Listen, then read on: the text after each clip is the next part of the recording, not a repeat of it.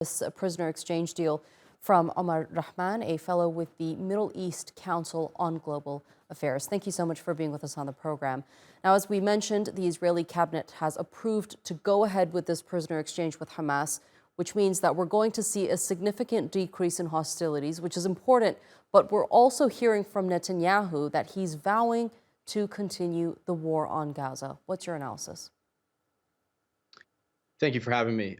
Yes, this is a temporary ceasefire. It's only for a few days. It's going to happen incrementally. As your reporter said, I think there's the possibility for continuation if more hostages are released periodically each day for it to continue. But yes, Netanyahu has made his objective clear, which is to continue on this war. I think that was always the objective. And in the end, I think the Israelis are trying to, level and destroy the Gaza Strip and inflict as much punishment on the population as possible over time. So I think that is going to continue, unfortunately. There were a couple of far-right ministers that were against a prisoner exchange, including the National Security Minister, Itamar Ben-gvir. Walk us through what some of their concerns are and why they've been strictly against a chance to bring home hostages.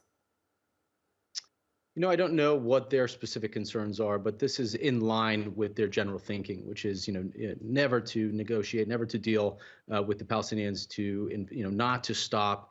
Everything is a hard line. Everything is extreme. Everything is, obliterate them, kill them all, that kind of thing. And, this is something they are pushing for both in the Gaza Strip and in the West Bank. They have a kind of a totalitarian vision where there are no Palestinians left in their homeland, that this land belongs to them alone. And so any kind of, talk with Palestinian groups, whether it's Hamas or the Palestinian Authority. I mean, they're one of Church said the same thing of the Palestinian Authority, that he views them the same as Hamas, that there is no difference because any kind of organized Palestinian national movement for them is the enemy. And so, even negotiations that may bring Israeli home, is a problem.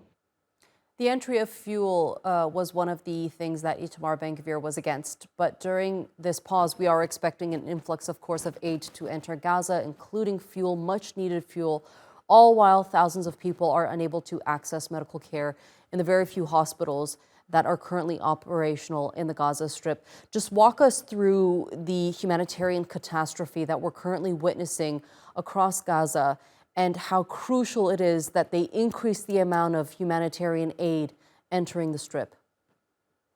Yes, the humanitarian catastrophe is, maybe unparalleled in modern history. What the people of Gaza are suffering and coping with at the moment. The destruction of 50% of the homes in the Gaza Strip. The mass killing, the hospitals that are no longer functioning.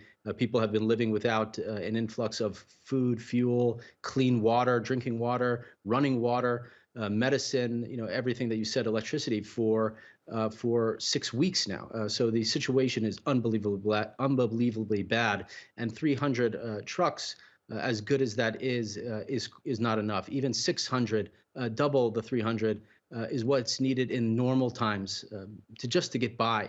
So 300 coming in really does not suffice and does not match the level of suffering that's happening at the moment. So we need much more. And really, there needs to be a ceasefire, not a temporary ceasefire of a few days, but an end to the hostilities in total, so that people can recover, because the situation is getting so bad that we're reaching a tipping point, that the lack of food, the lack of water, the lack of medicine and all this kind of stuff is going to lead to starvation, is going to lead to dehydration, thirst, killing, disease running rampant. It's reaching that kind of tipping point, I think, where deaths are likely to spiral. And we should never forget that we're midway through November here. I mean, these people are subject to the elements, millions of people now, children, and winter is coming. So, this can get very bad. And I think that's what the Israelis have in mind.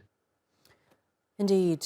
The fellow with the Middle East Council on Global Affairs, Omar Rahman, thank you so much for being with us here on TRT World. We appreciate your time.